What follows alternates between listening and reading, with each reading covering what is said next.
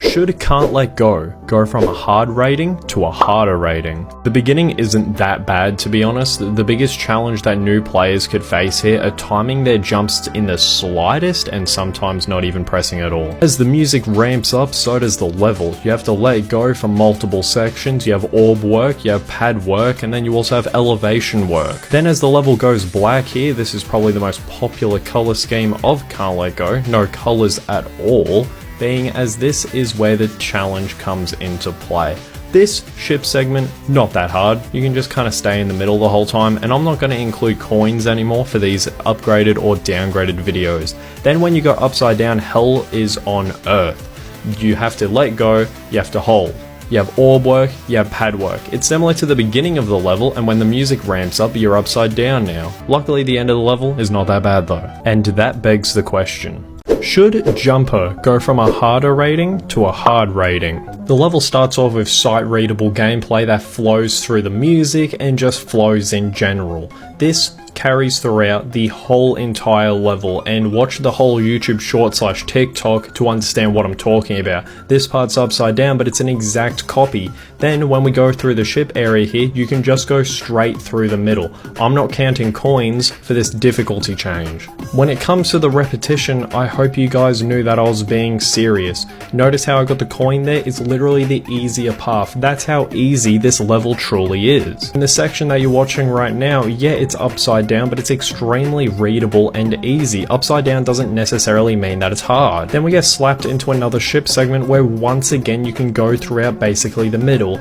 Then the ending is arguably even easier or the same difficulty as the beginning. So that begs the question: should Time Machine go from a harder rating to an insane rating? I don't think it's that big of a stretch to say that the intro reminds me a lot like Cycles. There's spikes absolutely everywhere. You go on upside down, but then quickly you go into normal gravity. So this is where the conversation truly starts. Flipping the direction is not only seemed nowadays as poor gameplay, but this is also extremely confusing for new players. That second coin's gross, but the actual normal path is obviously much easier. If you told a new player that what they're watching right now is Can't Let Go, they would probably believe you in a sense, because the art style and the gameplay is eerily similar. So this isn't that difficult in my opinion at all. And this is where the chaos starts. You flip directions once again, then you flip in normal directions. Then the game says, well, I'm not finished with you because I'm going to be putting you upside down, and then I'm also going to be flipping the directions, and then you're going to have triple spikes, and then you're going to awkwardly transition into a ship. So that begs the question: should Cycles go from a harder rating to an insane rating? We start off with the level just constantly flipping us upside down, similar to that of Time Machine, with spikes being everywhere, with 2 spikes, but then you have to adjust to a random 3rd spike, and then this continues for the whole of the intro. There's fake orbs everywhere, fake bounce pads everywhere. So this is a pretty interesting one. The ball is not difficult here for us, although for new players this is completely different, as the ball is actually introduced in Cycles. This then transitions us into constant normal gravity to upside down gravity adjustments, and then this puts us into an area where you can hold and let go, but then it puts you into an area where you're forced to straight fly. The end ball does in fact get my attention, because this is still Cycles. The ball was introduced here, and to end the level on such a note is crazy. So that begs the question: should X-Step go from an insane rating to a harder rating? The cube section, nothing special. Most insane levels don't really have that crazy of cube gameplay, but then the ball section's kind of interesting considering that Cycles had similar gameplay, and that's a harder rating that introduced the ball. Okay, this ship section, I'll give it to them. This is entry level insane considering that this is a Rob Top level. Then we go into gameplay similar to that of Jumper, and if you know, Jumper is a harder level. This ship segment at the beginning is reminiscent of Clutterfunks, so we'll give them the benefit of the doubt.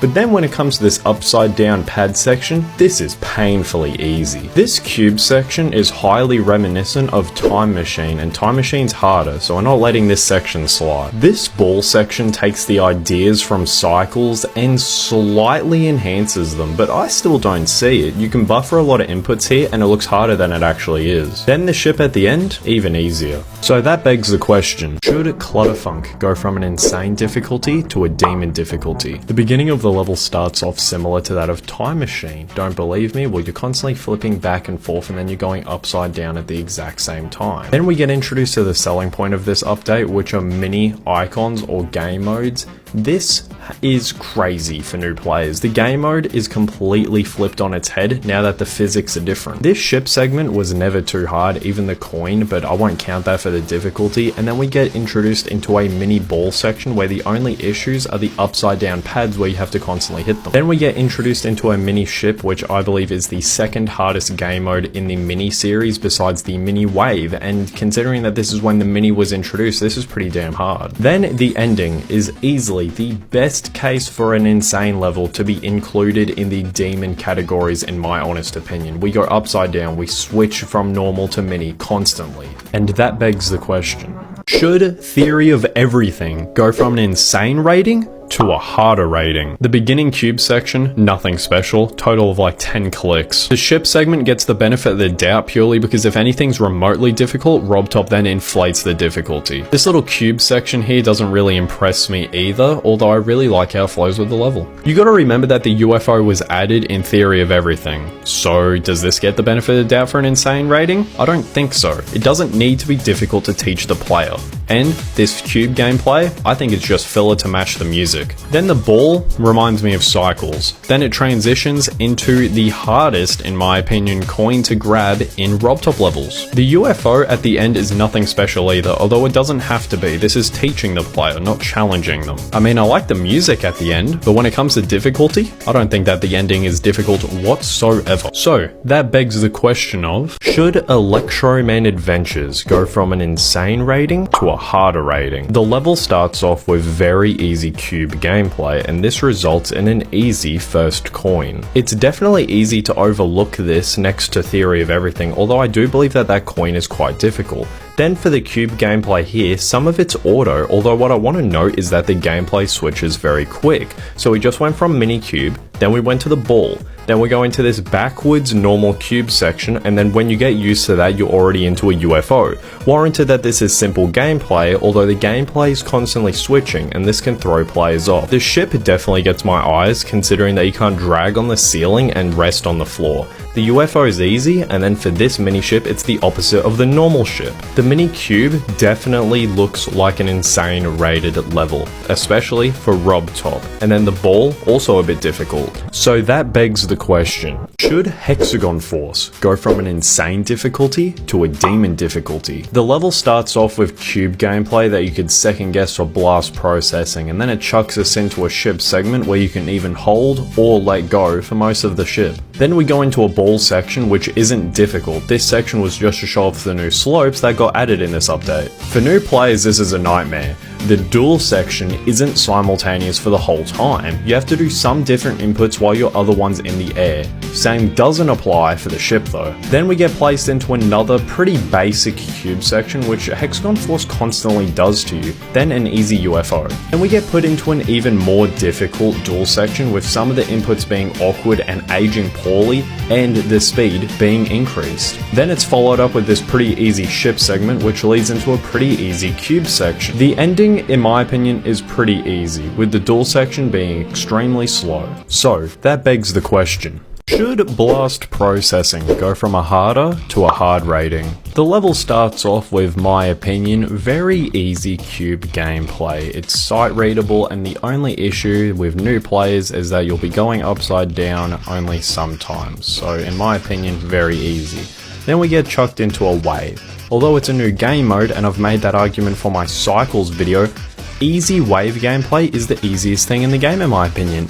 Then for the ship, very easy as well, and the ball, I could see this giving some new players a challenge, so I'll give it the benefit of the doubt. Then we get put into another wave section, which in my opinion is just as easy. Visually it could be distracting, but the gameplay is still easy. The wave there's a little bit more tricky, and then we go into another easy cube section.